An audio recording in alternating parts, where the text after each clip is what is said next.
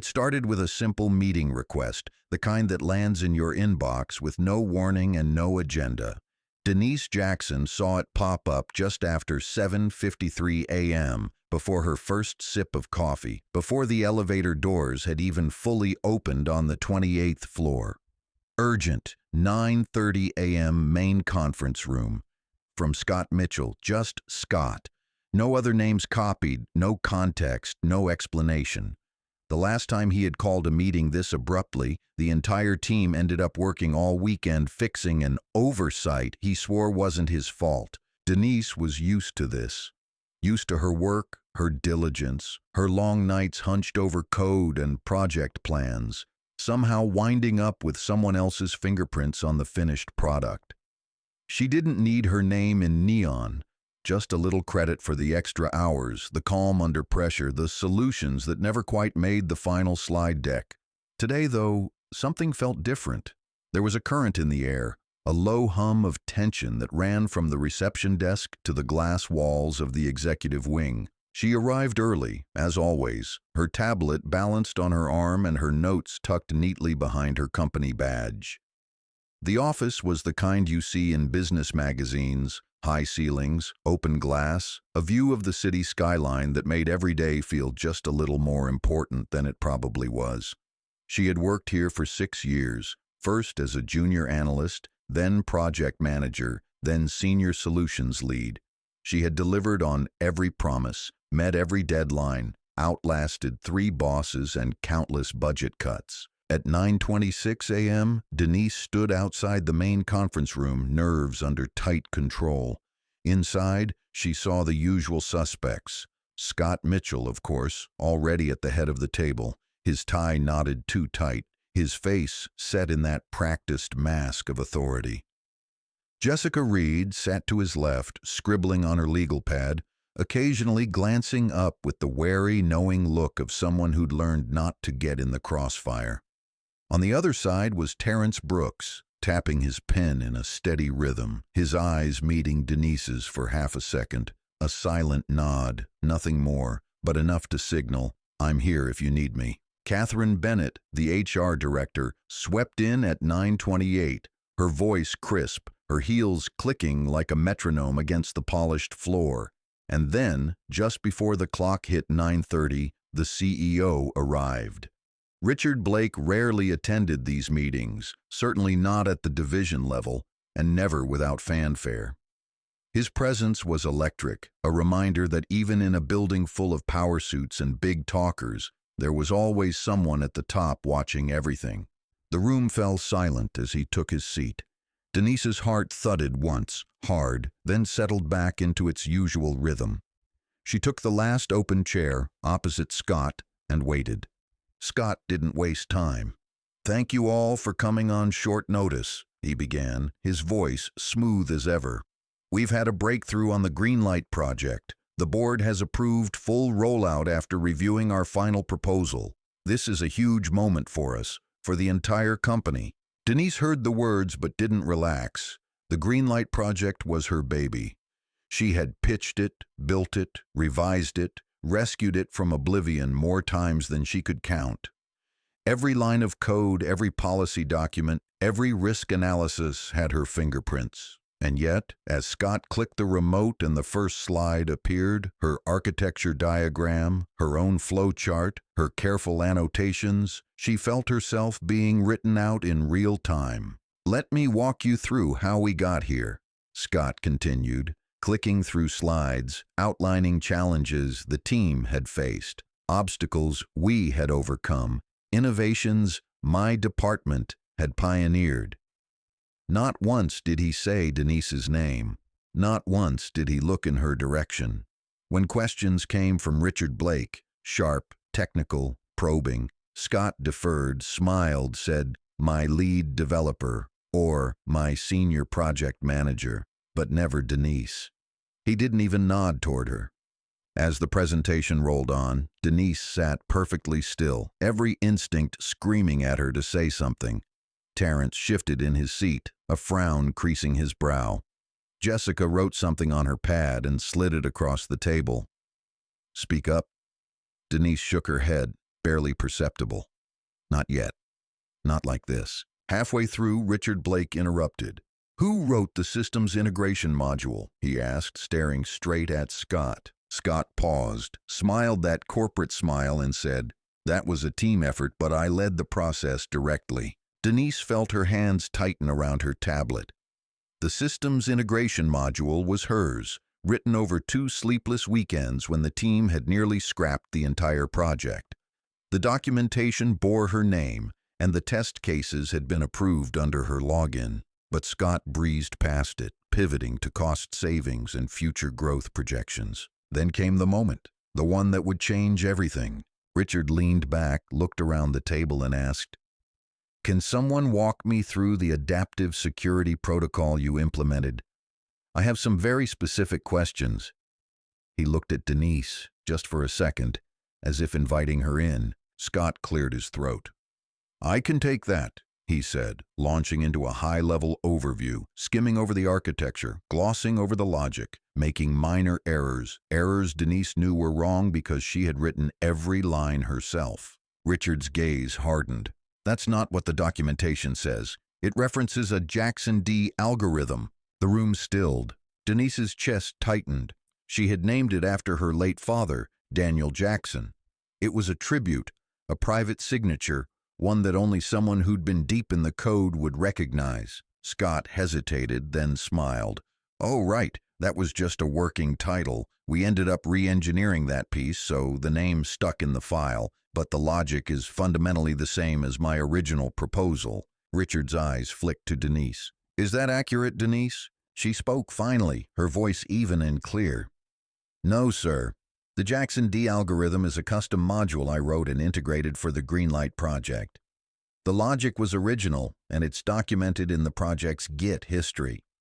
The code and implementation notes are in my repository. I can pull them up now if you like." For a second, no one moved. Scott's smile faltered. "That's not necessary. The point is, we worked together and got the result the board wanted." Richard didn't look away from Denise. "I'd like to see the documentation, Denise. Now." She opened her tablet, pulled up the code base, and handed it to Richard.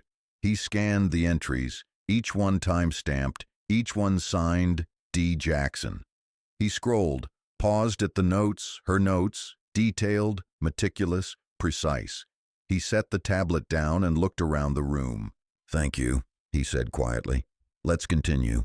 The rest of the meeting was a blur. Scott stumbled through the remaining slides, suddenly less certain, his voice no longer booming. Questions from the CEO became more pointed, more direct. Catherine Bennett took copious notes, her eyes darting between Scott and Denise. Afterward, as the room emptied, Terrence squeezed Denise's shoulder. "You good?" he whispered. She nodded, though her heart was still racing. "Yeah," she said.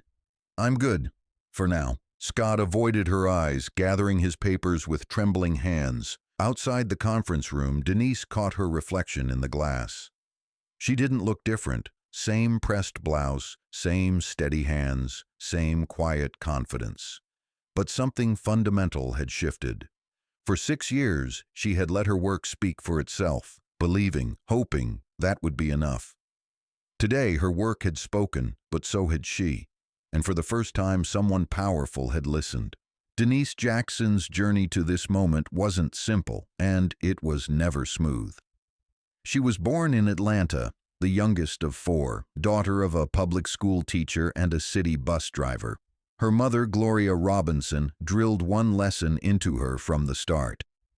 "Don't let anyone take what you've earned, Denise. Not a grade, not a job, not your peace."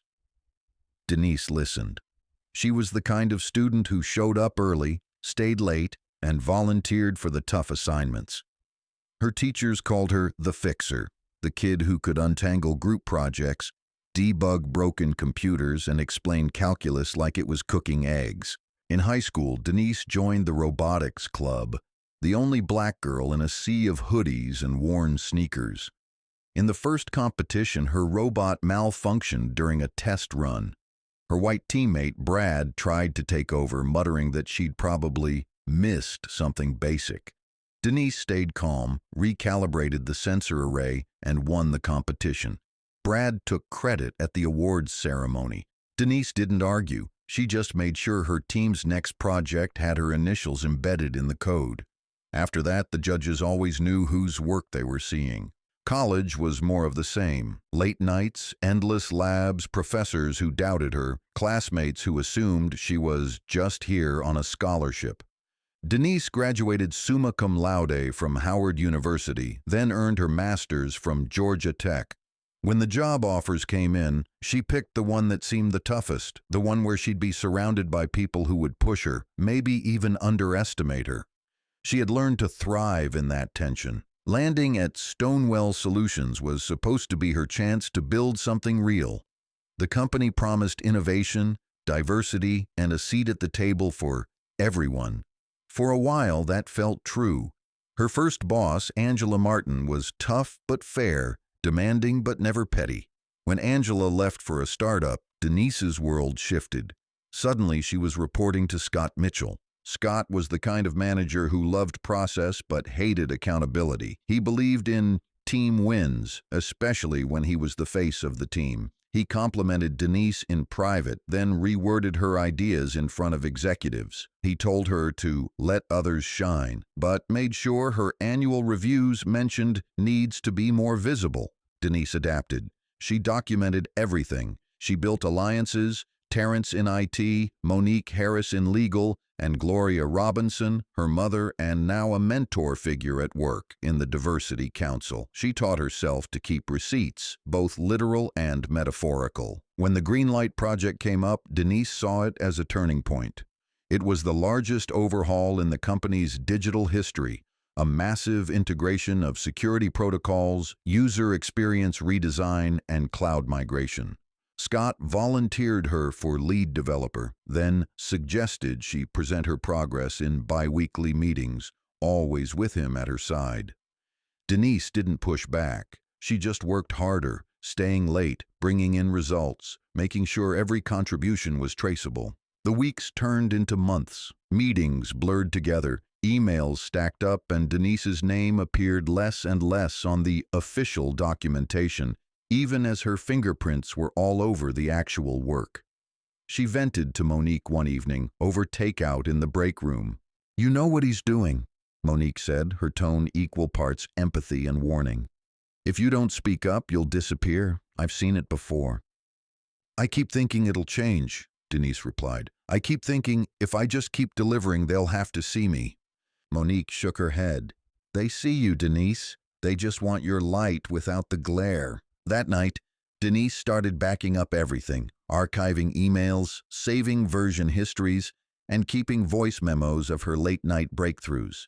She wasn't just building a project, she was building a case. The day the CEO witnessed the truth, the office buzzed in a way Denise had never felt before.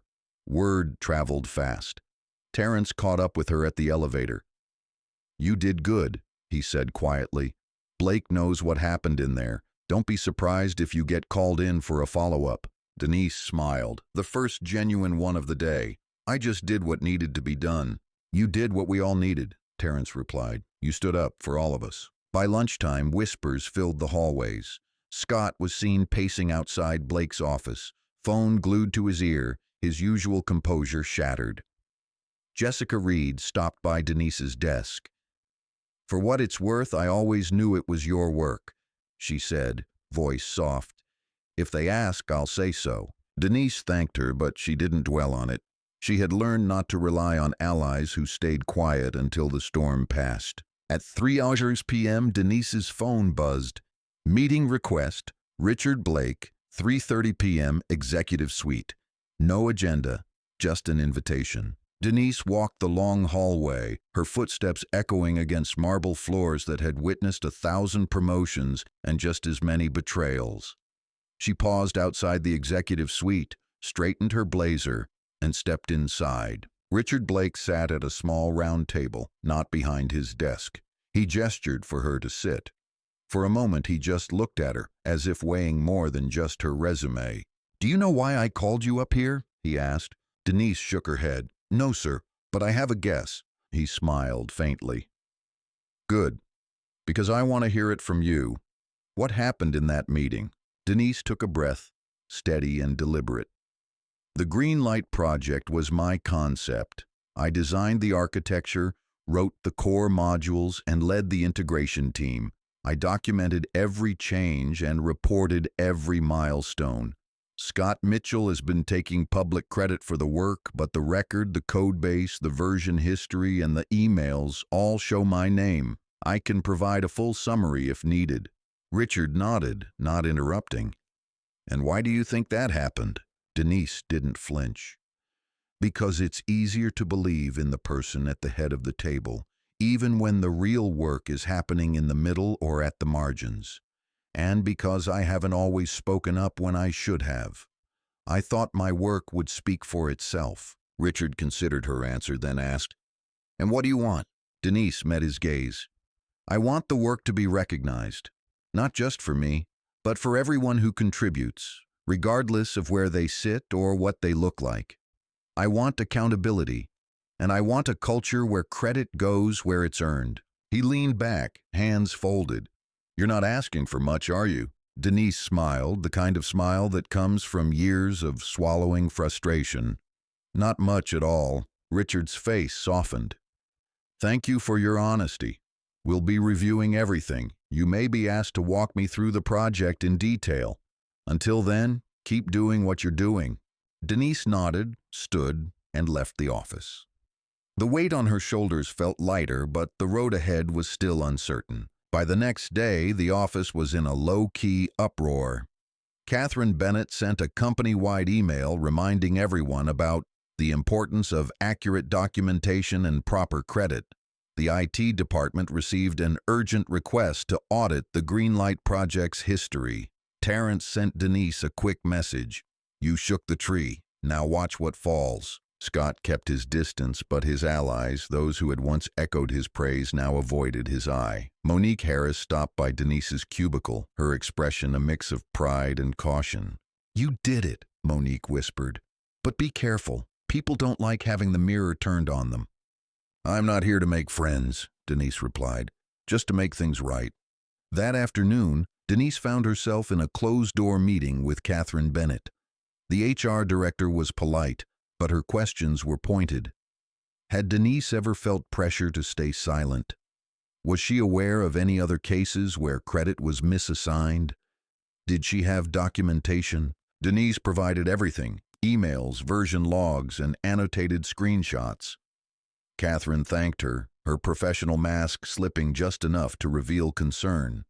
"If you need anything, let me know." And Denise, thank you. Not everyone would have had the courage. Later that week, Denise received an invitation to a Diversity and Equity Task Force meeting.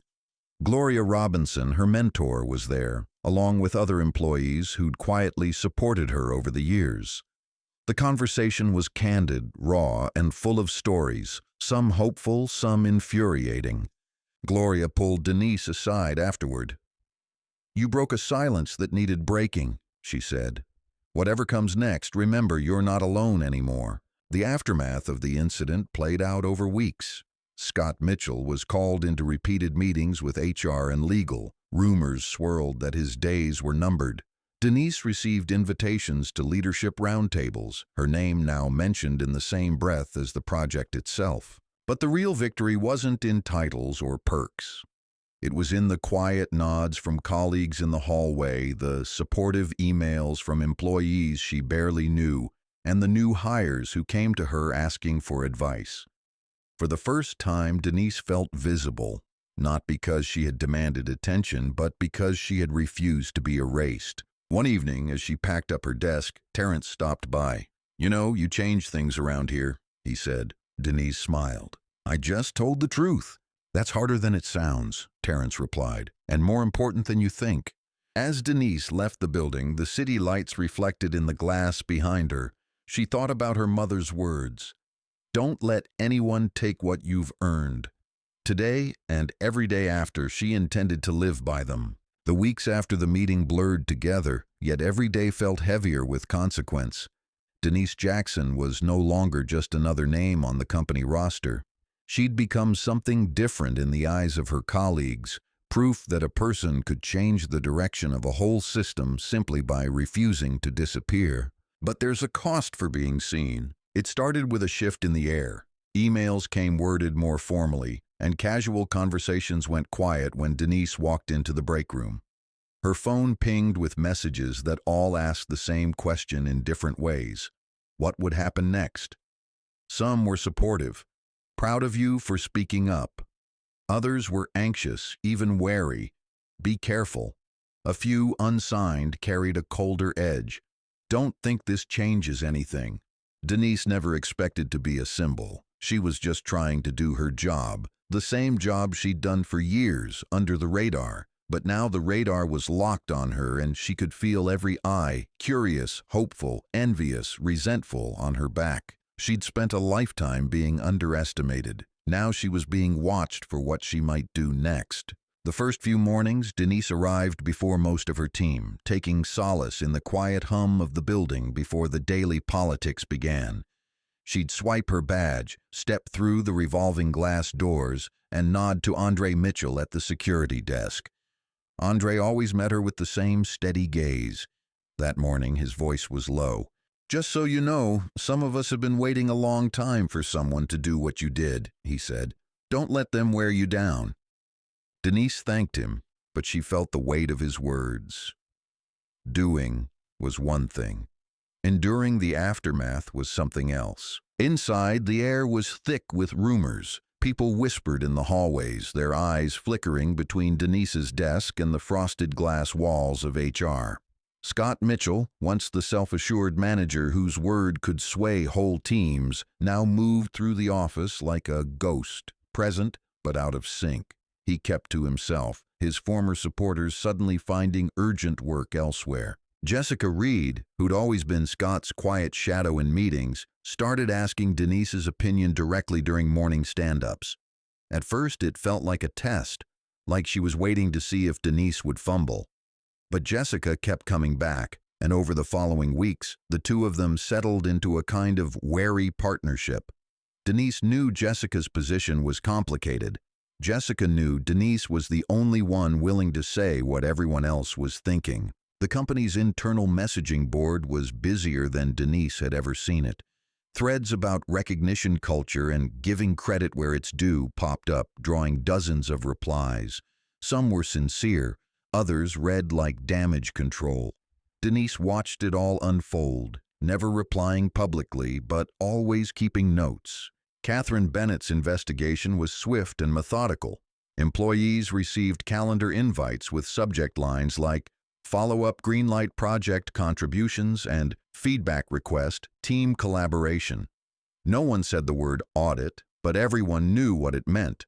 Denise's own interview was clinical but not unfriendly. Catherine asked about timelines, deliverables, and version histories. She wanted to know about every decision, every late-night email, every workaround that had kept the project alive when it threatened to go off the rails. Denise answered calmly, offering up archived files, annotated screenshots, and meeting notes. She stuck to facts, leaving her anger and frustration outside the room. At the end of the session, Catherine said, "If there's anything else, now's the time." Denise hesitated only a moment. "There's always something else," she replied. "But you don't need my feelings. Just follow the documentation. It'll tell you what happened." Catherine nodded, a glint of something, respect maybe, flashing in her eyes. The investigation continued, quietly but relentlessly.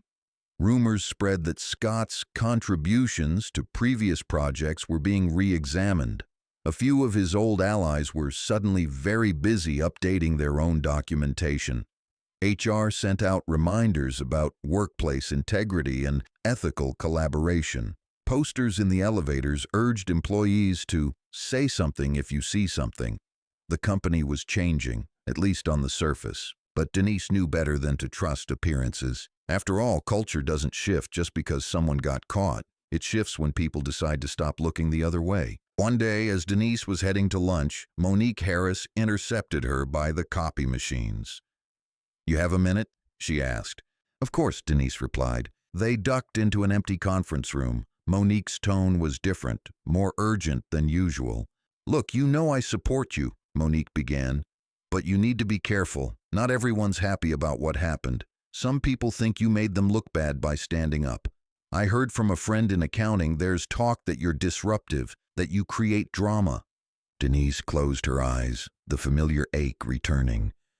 Of course there is, she said quietly. I knew this would happen. Just keep your head up and keep your receipts. All of them. Denise nodded, trying not to let the frustration show.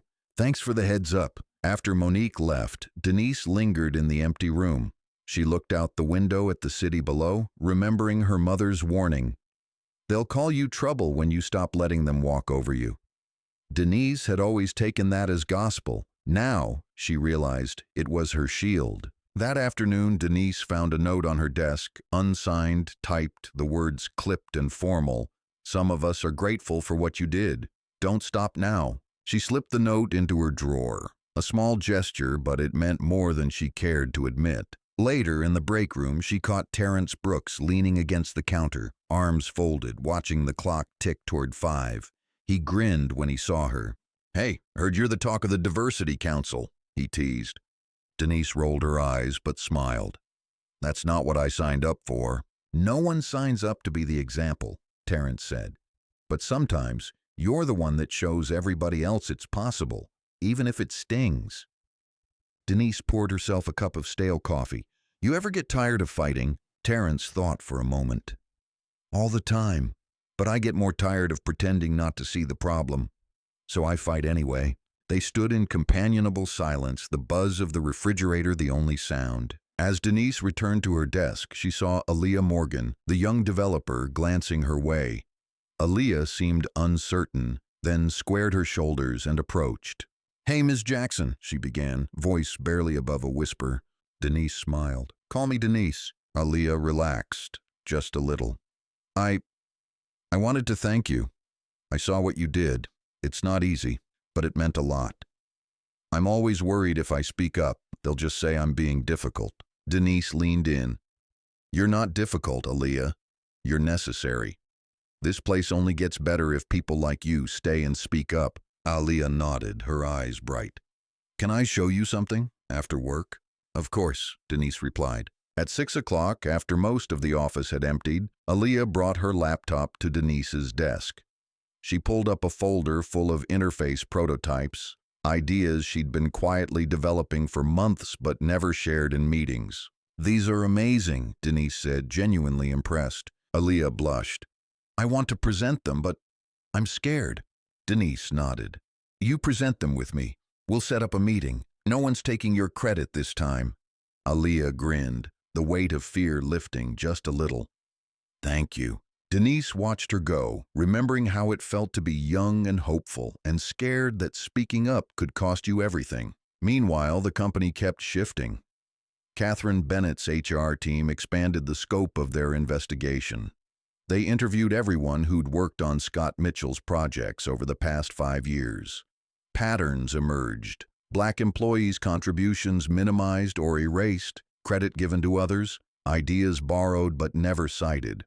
For every story that came to light, there were 2 more that stayed in the shadows, victims of NDAs and quiet threats. In response, the executive team rolled out new policies, clear documentation protocols, transparent peer review, open recognition boards. For the first time, every employee could see who was credited for what in real time. It wasn't perfect, but it was a start. Denise found herself called into leadership roundtables, focus groups, and courageous conversation forums. Sometimes she spoke, sometimes she just listened. The stories spilled out, tales of opportunity lost, of talent overlooked, of exhaustion and quiet resistance. Gloria Robinson, her mentor and mother figure, joined her for lunch one day in the downstairs cafe. Gloria had always spoken truth, whether people were ready to hear it or not. I've seen it all, Denise, Gloria said. Every trick in the book. They take your work, your words, even your silence, and call it their own. But you changed something. You showed everyone that if you stand up, the ground will shift. Denise smiled, warmed by the praise, but still uneasy. I just wish it didn't have to be so hard. I wish one voice was enough. It's never just one voice, Gloria replied, but it starts with one, and now you're not alone. After lunch, Gloria introduced Denise to a few more junior employees, some black, some not, all of them with the same hunger for recognition, for fairness, for space to be themselves. Denise listened to their stories, offered advice, promised to advocate for them. She was building something she hadn't expected, a network of allies who wanted to do better and who needed someone to show them how. Back upstairs, Denise noticed Scott Mitchell growing increasingly isolated. He spent most of his time behind closed doors, emerging only for required meetings.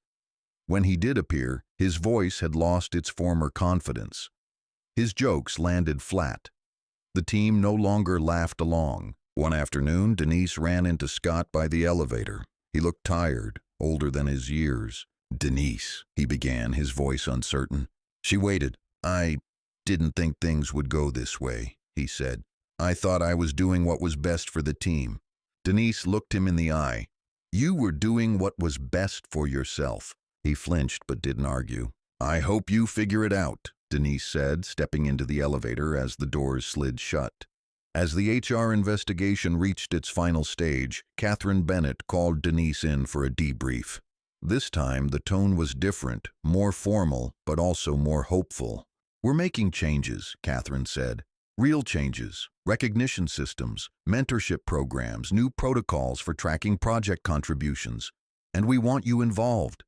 Denise agreed, understanding the responsibility but also the opportunity. She suggested monthly roundtables, anonymous reporting tools, and mandatory training on workplace credit and inclusion. She knew some would roll their eyes at the word training, but she didn't care. The goal wasn't to make people comfortable, it was to make them accountable. As word of the changes spread, Denise noticed subtle shifts in the way people worked. Meetings became more collaborative. Project leads cited sources, acknowledged team members, and called out quiet contributors. Peer nominations went up. Employees like Aaliyah, once reluctant to speak, started leading design sessions. Terrence's team launched a new platform update, and this time, every engineer's name appeared in the release notes. Richard Blake, the CEO, made a point of walking the halls, stopping to check in with staff at all levels. One morning, he paused by Denise's desk. "Your work is being presented to the board this week," he said. "I want you in the room. It's time they saw whose name should really be on the project." Denise thanked him, feeling the reality of what she'd accomplished settle in her bones. That week, she stood before the board, a panel of faces she'd only seen in passing, now all focused on her. She walked them through the Greenlight project, answering every question with clarity and authority. She credited her team, cited her sources, and made it clear how much had changed. When she finished, Richard Blake smiled. "Thank you, Denise, for the project and for everything else." Afterward, board members approached her, some shaking her hand, others just nodding in approval. Denise left the meeting feeling seen, truly seen, for the first time in her career. The ripple effect continued. Denise received emails from employees she barely knew thanking her for opening doors, for giving them hope. Aaliyah's interface designs were approved for the next product cycle, and she credited Denise for her support in the team meeting, her voice strong and steady. One evening, Denise lingered in her office as the building emptied out. Andre Mitchell, on his last security sweep, paused at her door. "You know," he said, "when I started here, I didn't think things could change. But you made me believe. Don't let them grind you down." Denise smiled. "I won't." As weeks turned into months, the changes held. HR released a report on workplace equity, noting a sharp increase in employee satisfaction and retention. The company's leadership used Denise's story as a case study in how accountability breeds progress. But there were still challenges. Some colleagues clung to old habits, resisting the new transparency. A few tried to discredit Denise, spreading rumors or questioning her motives. She handled it the way she always had, with quiet resilience and unwavering focus.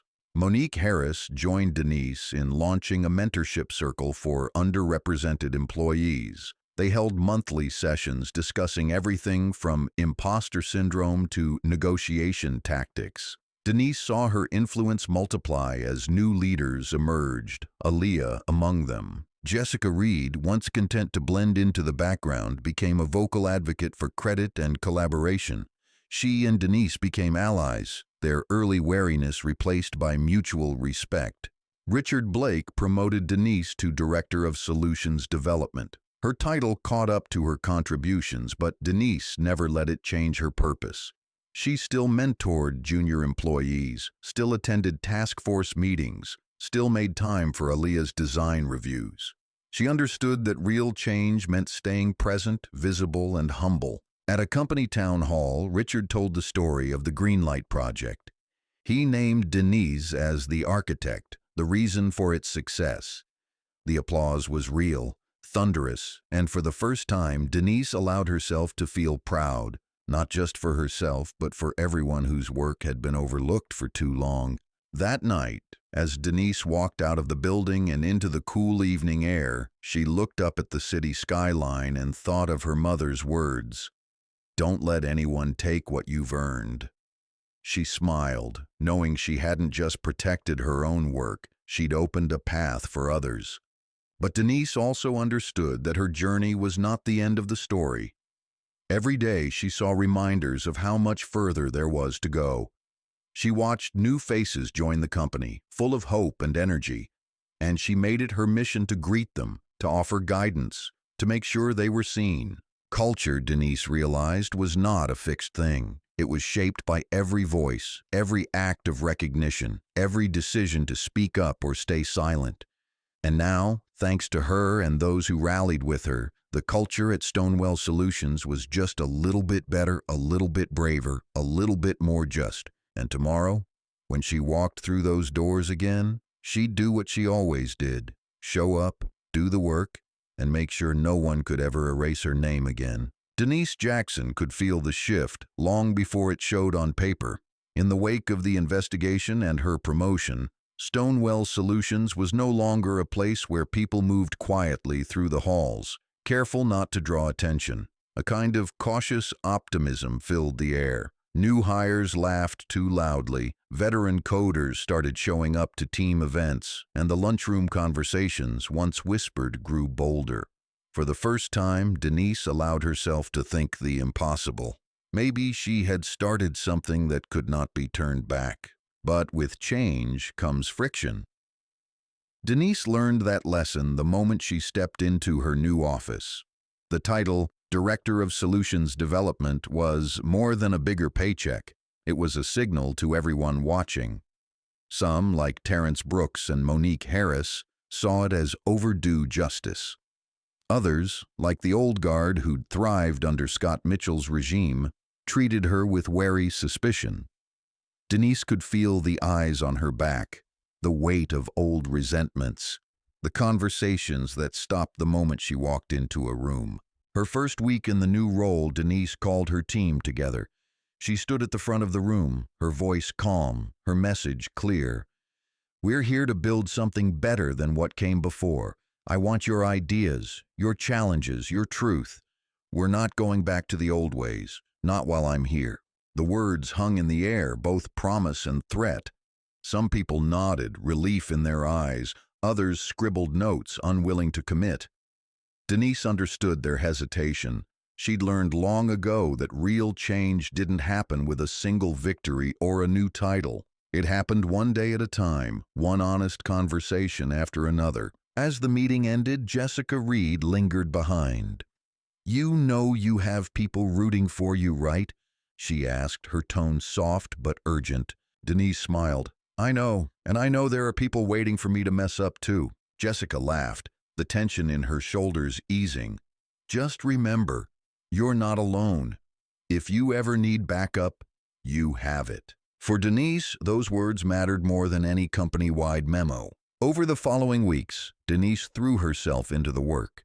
She led design sprints, reviewed code, mentored rising stars like Aaliyah Morgan, and pushed for every team member to have their name on their work.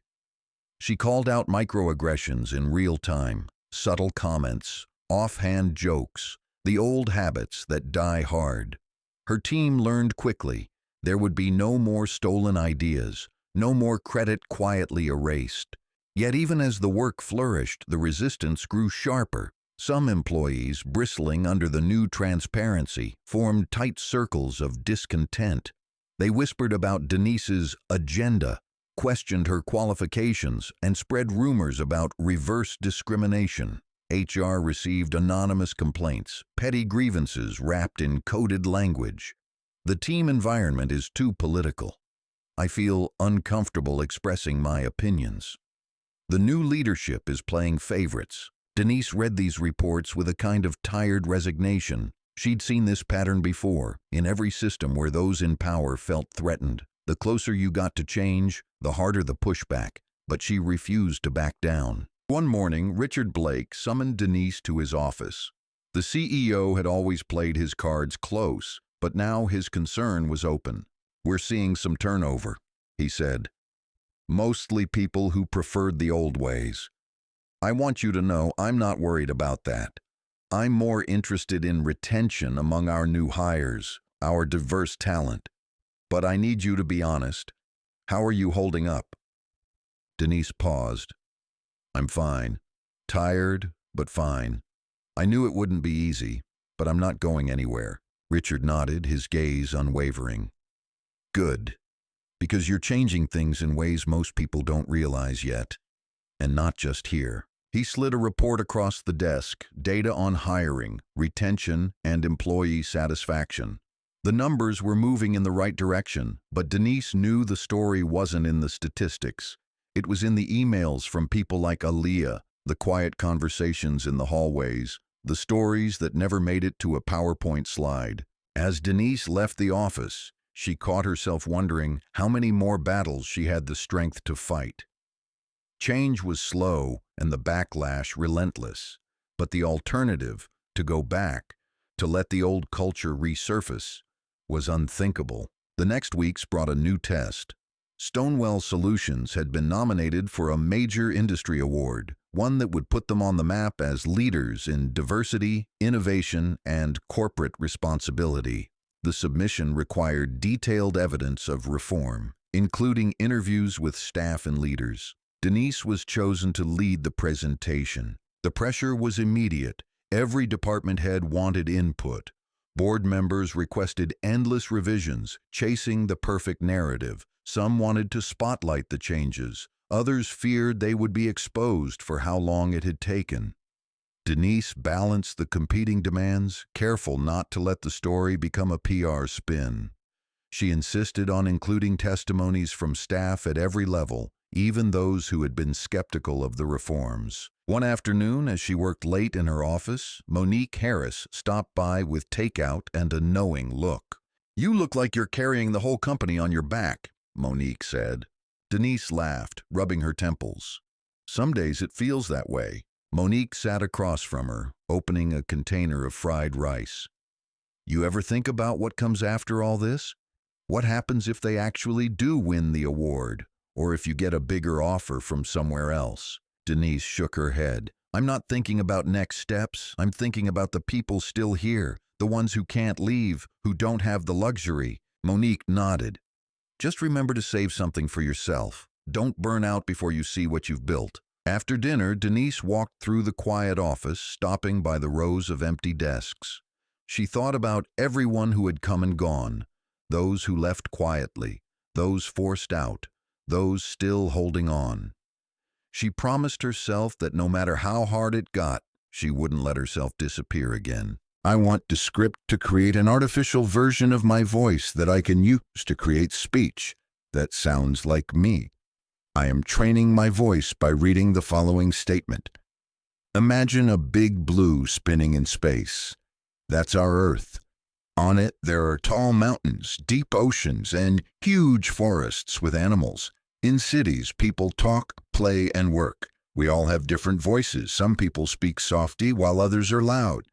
Every day, we tell stories, ask questions, and share jokes." When the questions turned personal, Denise didn't blink. "Do you think you're the reason for all this change?" one director asked, his tone edging on accusation. Denise shook her head. I'm not the reason. I'm the proof that the reason exists. I'm here because too many people weren't. I'm here because silence protects no one." The room was silent.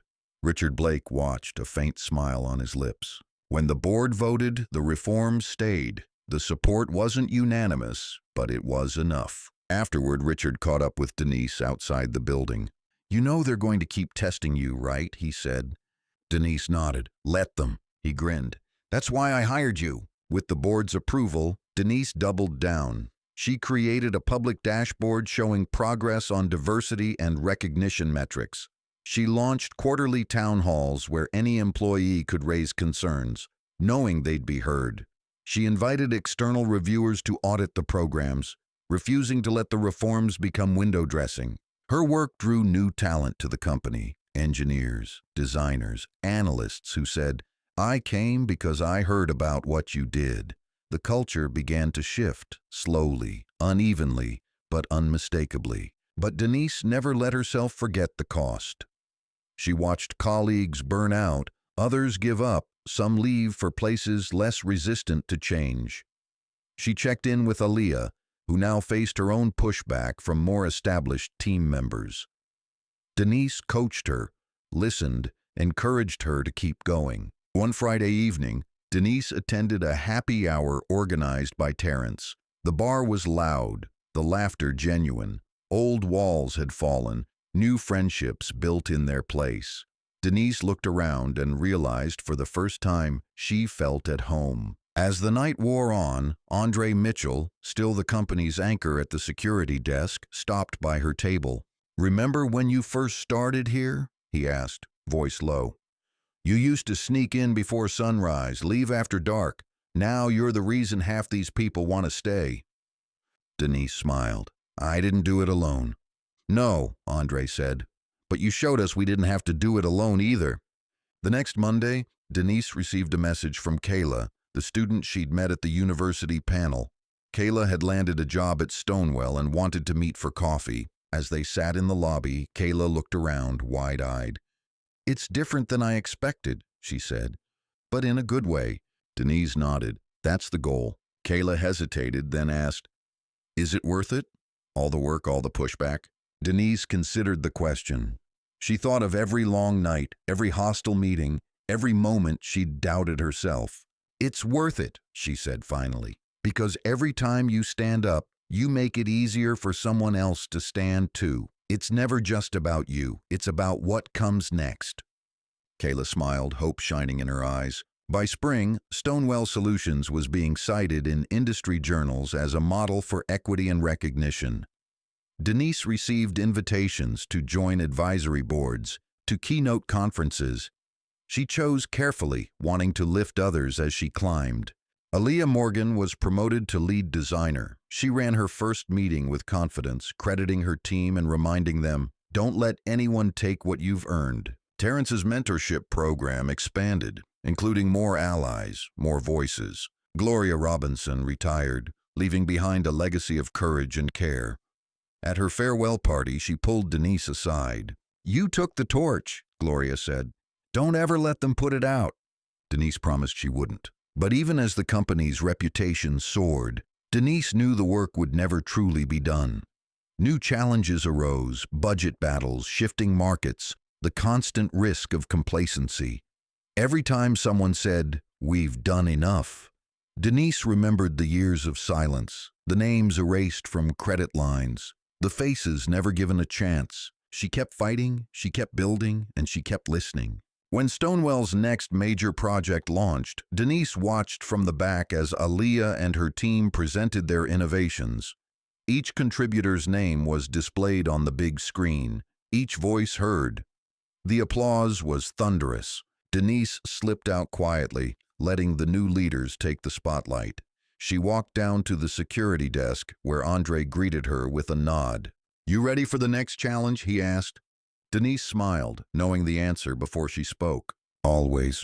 And with that, she stepped into the future she'd helped create, one built not just on her victories, but on the courage of everyone who'd ever dared to claim what was theirs. Denise Jackson learned early that the aftermath of a battle is never quiet. Even as Stonewell Solutions settled into its new identity, more transparent, more open, more just, the old ways didn't simply vanish. They lingered in subtle glances, in the silence that followed certain jokes, in the way senior leaders hedged their praise. But something had changed, undeniably. Denise walked through the building and felt the difference in how people greeted her. Some, like Terrence Brooks and Monique Harris, greeted her like family. Others, like new recruits, looked at her with open admiration. A few, still nursing old wounds, offered nothing more than a stiff nod. Denise noticed them all, reading the landscape the way a sailor reads the clouds. One Thursday morning, a quarterly town hall filled the auditorium. The room hummed with energy. Employees shuffled in, clutching coffee, whispering about new projects and promotions. Richard Blake, the CEO, took the stage first, but everyone's attention shifted the moment Denise's name was mentioned. She was slated to give an update on the company's ongoing reforms. Standing at the podium, Denise caught a glimpse of herself reflected in the polished surface. The room quieted as she began to speak, not from fear but anticipation. "I know change is uncomfortable," Denise said. "I know some of you wish things would go back to the way they were, but comfort never changed a company. Only courage does that." She detailed the progress. Employee retention was up, HR complaints had dropped, innovation metrics were climbing. For every number, Denise shared a story: Aaliyah's first patent application, Terrence's mentorship program, the weekly credit check-ins that had become a fixture of team meetings. "I'm not here to take a victory lap," Denise concluded. "I'm here to remind you that the work is never finished. Every day you decide what this company becomes, and every day I promise to stand with you for as long as I'm here." The applause was warm, honest, but Denise noticed a few faces, mostly from the old guard, who clapped only because everyone else was watching. After the meeting, she was surrounded by younger employees, Black, white, Latino, Asian, each eager to share their ideas or thank her for making space. Denise listened, took notes, promised to follow up. She'd learned the power of a promise. It turned hope into action. But as the crowd dispersed, a group of senior managers lingered near the back. Their leader, Thomas Hargrove, had been at Stonewell for 20 years. He cornered Denise in the hallway, flanked by two longtime deputies. "You talk a good game about change," Thomas said, voice low. "But some of us are worried you're moving too fast. There's value in experience, you know, not just in new blood." Denise met his gaze, unflinching. "Experience is only valuable if it helps us grow.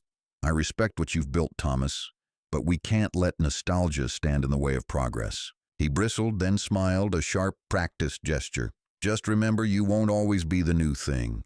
One day people will want to change what you built." Denise nodded. "I hope so. That's how we know it's alive." The next day, Denise received an email from the board. Stonewell had been selected for a federal review, part of a new government initiative to assess workplace equity. The review was voluntary, but the pressure was real. Denise was tapped to lead the internal task force. The team met daily, reviewing policies, conducting interviews, preparing documents. It was exhausting work, but Denise thrived in the challenge. She brought together a cross-section of the company: engineers, salespeople, HR reps, janitors, interns. Everyone had a voice, and Denise listened to them all. A week before the auditor's arrival, Denise received a late-night call from Richard Blake. "You ready for this?" he asked. "I am," Denise replied. "Are you?" He laughed, the sound edged with nerves. "As ready as I'll ever be." The audit began on a Monday. Federal investigators arrived early, dressed in plain suits, notebooks in hand. They interviewed employees at every level, asking about promotions, pay, recognition, and retaliation. Denise watched from the sidelines, knowing that Stonewell's progress and her own credibility was on the line. The process was grueling. Some employees spoke freely, sharing their pride in the company's evolution.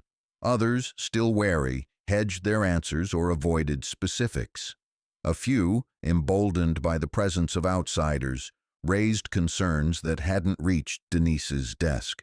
She took every criticism seriously, refusing to deflect or blame. Midweek, Denise sat in a windowless conference room across from the lead auditor, a black woman named Cynthia who radiated a quiet authority. "You've done a lot," Cynthia said, flipping through her notes. "But you know as well as I do, change doesn't happen everywhere at once. Where are the cracks?" Denise didn't hesitate. "Middle management. That's where the old habits linger. That's where people still believe credit is a zero-sum game." Cynthia nodded. "What are you doing about it?" "We're rotating leadership, opening new mentorship programs, pushing for accountability. But I know it's not enough. Not yet." Cynthia closed her notebook, her expression softening. "No one expects perfection, but people do expect honesty. Don't lose that." After the auditors left, Denise braced for the report. When it arrived, the results were mixed. Stonewell was ahead of most peers, but still faced resistance at key levels. The recommendations were tough: more training, greater transparency, real consequences for repeat offenders. Denise took the report to the board, determined to act. "We asked for an honest review," she told them. "Now we have to be honest with ourselves." Some directors bristled, wary of more scrutiny, but Richard Blake stood with her and the vote carried. The reforms would continue. That night, Denise called Monique, who listened as Denise vented her frustration. "It's never enough, is it?" Denise asked, voice raw. Monique was silent a moment, then said, "No, but that's not your fault. It's the work. It's what you signed up for." Denise nodded, feeling the old resolve settle in. As the reforms deepened, so did the pushback. Anonymous complaints rose. A rumor started that Denise was only being protected by the CEO. Someone posted a fake memo claiming that promotions would now be based on diversity quotas instead of merit. The memo spread fast, stoking anger among some employees. Denise and her team traced the leak to a small group of middle managers, one of whom, Lisa Crowley, was found openly mocking the new recognition system in a private Slack channel. HR launched an investigation. Lisa was suspended pending review. The backlash went public. A conservative blog ran a story titled, "Stonewell Solutions: Meritocracy Dies in Diversity Push." Denise's inbox filled with hate mail, some of it racist, some just cruel. She didn't respond. She forwarded the worst messages to legal, then blocked the senders. But the words stung. One evening, Aaliyah stopped by Denise's office. "You doing okay?" she asked. Denise nodded. "I've been through worse." Aaliyah sat beside her, voice quiet. "It's not just about you anymore. People are watching how you handle this. If you break, they'll think it can't be done." Denise laughed softly. "No pressure, right?" They sat in silence, 2 generations sharing the same fight. At the next leadership roundtable, Denise addressed the elephant in the room. "Change is uncomfortable," she said. "Some of you think we're moving too fast. Others think we're not moving fast enough. But the only thing worse than going too fast is standing still. We can't fix everything at once, but we can't pretend it's fixed either." The room was tense, but Denise pressed on. She outlined new measures: anonymous reporting tools, clear channels for feedback, quarterly reviews of recognition data. She called for transparency, not just in policies, but in how people treated each other every day. Some managers pushed back, citing morale, productivity, tradition. Denise listened, took notes, then reminded them, tradition never helped the people who were left out, and morale is just another word for comfort. If comfort requires silence, it's not worth having. Outside the company, the world kept watching. Denise was profiled in a national magazine, her story told as both warning and inspiration. Some celebrated her, others questioned her motives. Denise refused to be reduced to a symbol. She reminded every reporter, "This isn't about me. It's about the work. It's about who gets to belong." At home, Denise felt the strain. Her mother, Gloria Robinson, called more often, her voice soft with worry. "Don't lose yourself in the fight," Gloria warned. "You can't pour from an empty cup." Denise promised to rest, but sleep was elusive. She spent her nights reading, preparing, worrying over every detail. Monique noticed the change. One afternoon, she cornered Denise in the parking lot. "Let me take some of this," Monique insisted. "You don't have to do it alone." Denise relented, delegating more than she ever had before. She watched with pride as Monique flourished, leading meetings, fielding tough questions, becoming a force in her own right. Slowly, a new generation rose. Kayla, the former student, became a project manager, launching her own initiative to track employee recognition. Andre Mitchell, once just the friendly face at security, was promoted to head of facilities. He credited Denise at every turn. Even the board noticed. At the annual retreat, Richard Blake told the story of the company's transformation, not just in profits, but in people. He cited Denise as the architect of the new culture. The applause was genuine, the recognition overdue, but Denise never let herself grow complacent. Every victory was followed by new challenges. The world outside remained turbulent. Inside, the company's progress was tested by every new hire, every promotion, every merger. Denise watched for cracks, trusted her team, and kept building. Late one night, Denise walked the empty halls, her heels echoing off the polished floors. She paused outside the old conference room, the one where Scott Mitchell had once taken credit for her work, the one where everything changed. She stepped inside, letting the silence wrap around her. She remembered the fear, the anger, the moment she decided to speak. She remembered her mother's voice, her own trembling hands, the steady support of Terrence, Monique, Aaliyah, and so many others. She realized, in that quiet room, that the fight would never truly be over. There would always be another battle, another skeptic, another person trying to erase her or the people she stood for. But she also knew now that she was never truly alone. The network she'd built, of allies, of friends, of new leaders, was bigger than she'd ever dreamed. As Denise left the conference room, she looked out over the city skyline. She thought of all the people in offices and classrooms and living rooms, still fighting to be seen. She whispered a promise to them. "I won't stop," and she meant it. A few weeks later, Stonewell Solutions was selected as a case study for a national business school. Denise was invited to guest lecture. Her story required reading for incoming MBA students. She arrived on campus to find a lecture hall packed with young faces, some eager, some skeptical, all listening. Denise told her story with honesty and humility. She shared her mistakes as well as her triumphs. She warned the students, "No one gives you credit. You have to take it, but once you do, use it to make space for someone else." Afterward, dozens of students lined up to ask questions, to thank her, to share their own dreams. Denise listened to every one. Returning to Stonewell, Denise felt the momentum shift. More employees came forward with ideas for reform. More managers volunteered for training. The board approved a new round of initiatives, paid internships for underrepresented students, partnerships with community organizations, expanded mentorship programs. Denise took none of it for granted. She saw the backlash as proof that she was winning. She saw the progress as a collective achievement, not her own. One evening, as the sun set over the city, Denise met with her closest allies on the rooftop terrace. Terrence, Monique, Aaliyah, Kayla, and Andre gathered around a small table, sharing stories, laughter, and quiet hope. Terrence raised a glass. "To Denise for lighting the way." Denise shook her head. "To all of you, for walking beside me." Monique grinned. "And for building something that lasts." They clinked glasses, the sound ringing out over the city.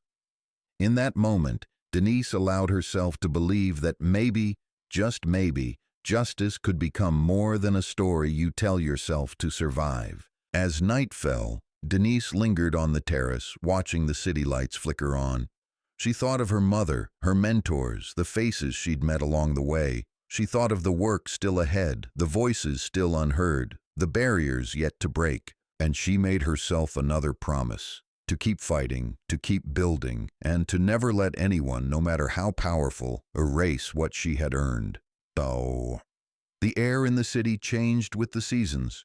But for Denise Jackson, time was measured less by the weather and more by what changed inside the walls of Stonewell Solutions. Spring brought a restless energy, a sense that everything was in motion: people, ideas, opportunities, threats. It was a season for reflection, for endings, and for beginnings. Denise stood at her office window late one afternoon, watching the traffic below flow and pause, the city's rhythms echoing her own. She'd been at Stonewell for almost a decade, but in many ways it felt like her first real year. The company she walked into as a junior analyst had been transformed, not just by her work, but by the network she'd built, the reforms she'd forced, the voices she'd amplified. She saw proof of it everywhere, in the faces of new interns, in the changed agendas at board meetings, in the way junior staff now introduced themselves with confidence. But with transformation came the constant threat of backlash, inertia, and fatigue. Denise had weathered waves of criticism inside the company, from the outside world, and sometimes even from people she considered friends. Change was never secure. The pendulum could swing back with a single board vote, a bad earnings quarter, or the return of someone who preferred the old ways.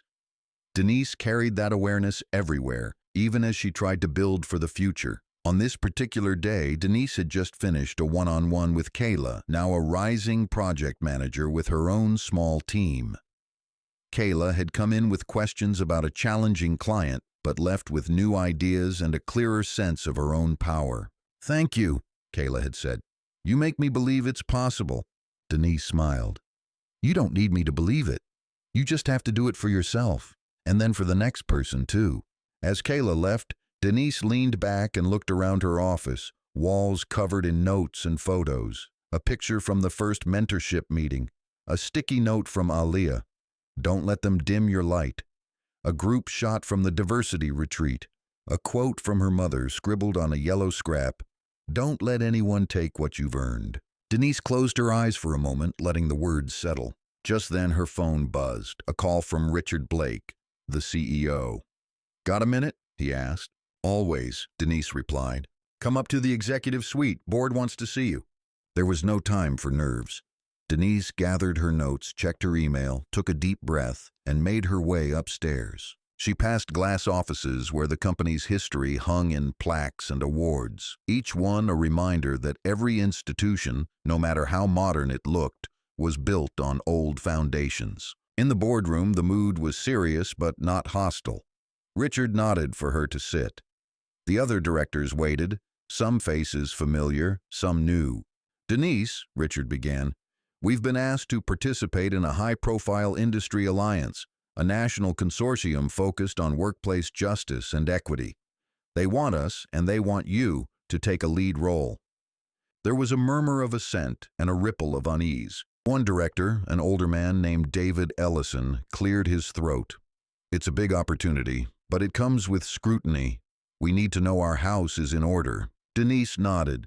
"We're not perfect, but we're ahead of most, and we don't hide our problems. That's why they want us." David hesitated. "Are you ready for the attention?" "It's a lot of pressure. For you, for the company." Denise thought about the years she'd spent doing the work in the shadows, how every step forward had drawn more eyes, more judgment, more risk. She met his gaze. "Pressure is nothing new. I'm not afraid of being seen." Richard smiled. "Then it's settled. You'll lead the delegation." After the meeting, Denise lingered in the empty hallway, feeling the weight of the decision. The alliance meant more than panels and press releases.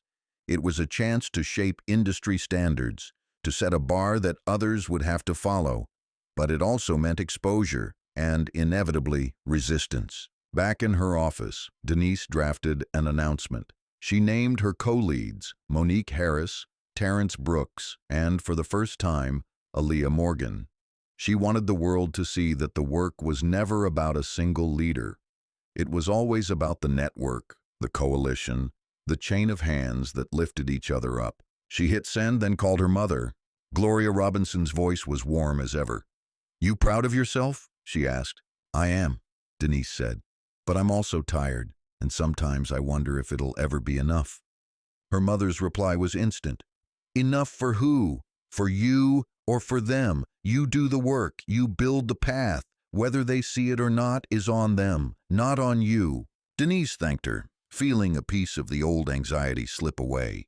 The months that followed were a whirlwind. Denise found herself on flights to New York, Washington, Los Angeles, meeting with other companies, nonprofits, government leaders. She spoke at summits, sat on panels, argued policy, traded stories with people fighting similar battles. Sometimes she felt like she was finally in the room where things happened. Other times, she saw the same tired patterns: diversity as branding, equity as a slogan, justice as a checkbox on a quarterly report. At home, Denise's life grew smaller. She stopped going out as much, seeing friends less often. Her mother worried, but Denise kept the details to herself. The work was never-ending, and some nights she wondered if she was losing herself inside it. Monique noticed the change. She called one night, voice gentle but insistent. "You're burning the candle at both ends," Monique said. "You keep this up, you'll have nothing left." "I know," Denise admitted, "but there's so much to do, and it feels like if I stop, everything will fall back." "It won't," Monique said. "Not anymore. You built something strong. You have to trust it." Denise promised she'd try, but the pressure kept rising. National media picked up the story of Stonewell's reforms. Some articles praised the company. Others questioned its sincerity, its motives, its numbers. Denise found her face in headlines, sometimes celebrated, sometimes scrutinized. She learned to give short, careful answers to reporters, always redirecting the spotlight to her team. The real challenges, though, were still inside the company. A new CFO was hired, bringing with him a reputation for hard decisions. He began slashing budgets, tightening belts, questioning the value of non-core programs. Denise fought for every dollar, arguing for the mentorship program, for paid internships, for the anonymous reporting tool. At a budget meeting, the CFO, Paul Grayson, cut to the chase. "I need results," he said. "These initiatives cost money. I want proof they're worth it." Denise came prepared. She shared retention data, recruitment numbers, exit interviews, employee surveys. She cited research linking diversity to innovation, fairness to productivity. Paul was unmoved. "That's all good, but show me the impact on the bottom line." Denise felt the old anger rising, but she channeled it into resolve. "The impact is in every person who stays, who grows, who builds here instead of somewhere else. You want the numbers? Look at the teams with the highest recognition scores. They're also our most profitable. That's not a coincidence." Paul grumbled, but the board backed Denise. The programs survived another quarter. Still, the tension between mission and margin became her new reality. Denise learned to navigate it, to compromise without capitulating. She leaned harder on her allies: Monique in HR, Terrence in IT, Aaliyah in design, Kayla in project management. Each one became a node in a living, breathing network of change. In the background, pushback took subtler forms. A memo went out limiting remote work, under the guise of team cohesion. Some teams, heavily represented by people of color, suddenly faced new scrutiny, extra performance reviews, surprise audits, last-minute meeting requests. Denise documented it all, flagging each case to HR and the board. The company's progress was real, but so was the resistance. At home, Denise found herself spending more time with her mother, Gloria. They talked about the past, the struggles Gloria had faced as a teacher, the small acts of rebellion that had kept her sane. "Nothing changes unless somebody makes it," Gloria would say. "But it's never just one person. You gotta find your people, keep them close." Denise tried. She made space for joy, too. Long walks, quiet dinners with friends, the occasional weekend away from her phone. She let herself rest, even when the work called to her. One Saturday, Denise attended a community event hosted by Stonewell, part of the company's new outreach program. She watched as Kayla led a coding workshop for high school students. Aaliyah shared her story with parents. Terrence talked about cybersecurity. As Denise walked through the crowded gym, she was stopped by a young woman, no older than 17, wearing a Stonewell t-shirt. "Are you Denise Jackson?" the girl asked. Denise smiled. "I am." My teacher talks about you all the time. She says you change things. Denise knelt so she was eye level. What do you want to change? The girl hesitated, then said, I want to be seen for what I can do, not just who they think I am. Denise nodded. That's the best reason I know. Keep going. Don't let anyone take it from you. Later, as Denise helped clean up, she found herself surrounded by the next generation, students, interns, junior employees, each one carrying their own version of her old dream. She saw hope and she saw herself. But there were still challenges inside Stonewell. A large client threatened to pull their contract, citing too much political noise. The board called an emergency meeting. Some directors wanted to roll back public statements, tone down the focus on justice, return to business as usual. Richard Blake was furious. If we do that, we lose more than a client. We lose our soul. Denise sat quietly through the debate, listening as fear clashed with principle. When the board finally turned to her, she spoke plainly. We can't control what clients do, but we can control who we are. We either stand by our values or we admit they were never real. You decide. The vote was close, but Stonewell stood firm. The client left. Other clients stayed, some inspired by the company's resolve. The team rallied. Monique held a town hall, reminding everyone why the work mattered. Terrence organized a hackathon, inviting community members to join. Aaliyah pitched a new design sprint. This time, every contributor's name would be on the final product. Denise took time to write personal notes to every team member affected by the lost contract. Your work is bigger than one client, she wrote, and your value isn't defined by someone else's fear. The messages were simple, but they mattered. Months passed. Stonewell adapted, growing into its new identity. Denise found herself less at the center, more a guiding hand. She saw her mentees step up, watched allies become leaders, felt the shift in every meeting, every project, every voice. One evening, as Denise prepared to leave, she received a call from an old friend at a rival company. They're looking for someone to lead a new initiative, bigger budget, more power, less resistance, the friend said. Denise thought about it, about what it would mean to start over, to build somewhere new. But as she looked around her office, she saw reminders of everything she'd built. The photos, the notes, the faces she'd helped lift up.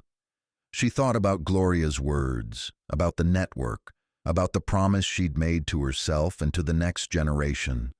She thanked her friend, but said no. Denise decided to stay, not because it was easier, but because it mattered more. At the annual company gala, Denise was honored with a leadership award.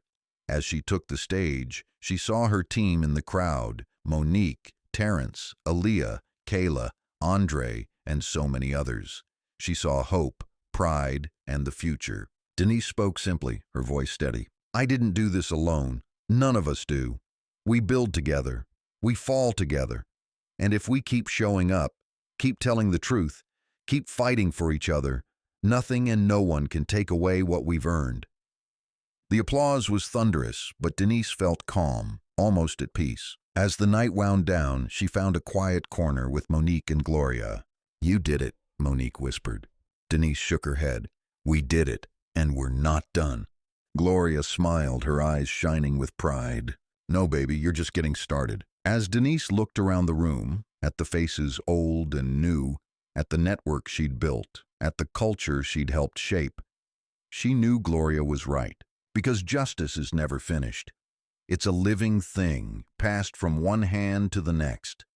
Denise felt it, not as a burden, but as a legacy, one that would outlast her, as long as someone, somewhere, refused to let the old ways win. That night, as she walked out into the cool air, Denise thought about the future, the battles yet to come, the new voices rising up, the work that would never truly end. She smiled, not with satisfaction, but with resolve, because she knew at last that nothing and no one could ever erase what she and the people beside her had built, and that, more than any award or headline, was the justice she had always wanted.